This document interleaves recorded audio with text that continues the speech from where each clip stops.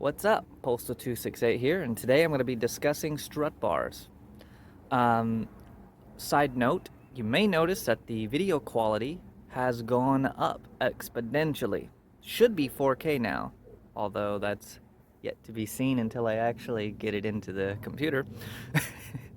But yeah, I'm using my old phone because my new phone apparently only does 1080p, and I didn't realize that before shooting everything. So, yeah, I on this car have added a front and a rear strut bar. So, what does a strut bar even do? I was actually a skeptic. For the longest time, I not only didn't know what they did, but even after somebody told me, I was skeptical that there was actually any kind of change whatsoever. I thought that it was mostly ornamental to make your engine bay look fancy. When I was younger, my first thought was that it was somehow to keep the hood from caving in. But no, what they actually do is attach the top of the struts from the suspension together to sort of make the struts act as a single unit. This helps with stiffening the suspension and reducing body roll. And you wouldn't think that one little bar would make that much of a difference, but it does. In my opinion, this is probably the easiest modification that you can make to your suspension for the most immediate performance changes. Now, installation isn't too difficult until you get to the back.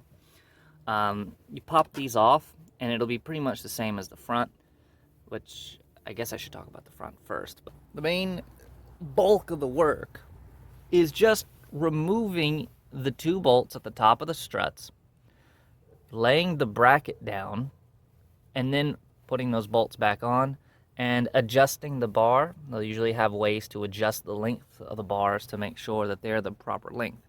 The hard part with the back one is having to make cuts and modifications to your interior in order to accommodate this pole coming across. And on the CRX here, it was a little annoying because of this fuse box, but it wasn't too difficult to move the fuse box. I would say installation shouldn't take you more than 10 minutes on the front and maybe an hour on the back, depending on how meticulous you're being at modifying the interior. And this is a completely different car now. Like, I did it one at a time because I didn't purchase these. I got them off of spare parts cars and things I've been picking up. And putting on the front one, there was a major difference, like immediately. But it wasn't until I decided to put on the back one did it really, really take off. You see, for the longest time, because I only had the front one, I told myself, I don't need a rear sway bar, suspension bar. Rear strut bar. I don't need a rear strut bar. It's fine, you know.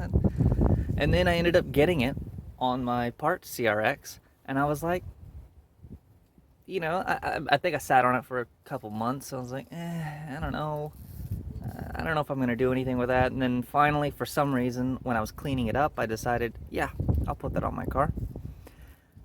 And my lord, the difference is crazy. On corners, like, I don't know if it's just my car, but when I'm cornering hard, because obviously these are to improve your hard cornering, but yeah, it almost feels like the rear wheel is turning with the rest of the car. Like the front end just feels like it knows where I'm turning and it's just going there. Like, I can't explain it. But this is a totally different car. This car cornered fantastically before, but now it's a beast. And the only thing I've done is put two metal bars on it. They weigh practically nothing. Like, it is fantastic. It's easy, and it's gotta be cheap. I can't, like, 100% say for certainty from experience, since I actually didn't buy either of these, but they can't be that expensive in comparison to, like, a full redo of your suspension. So the only other modifications I've made to the suspension is the front struts I took off of my part CRX. Um, they slightly lowered the front, but I would say honestly, performance-wise, I haven't really noticed a huge difference from changing the struts. Um, yeah, like other than my front scrapes more, and it does feel like in a direct wind at higher speeds I do have a slight higher amount of downforce since the front end is a little lower now, but that's about it. um, they don't really feel that much stiffer, the handling doesn't feel all that different, so it didn't have the impact like the strut bars did. But anyways, thank you for watching this. I know wasn't actually making any modifications to the car today, but I felt like this could be something to talk about, because it's something I didn't know anything about. However, I wasn't a car guy until 2020, really. So, it's not something I've purposely sought out to do research on since I wasn't buying it.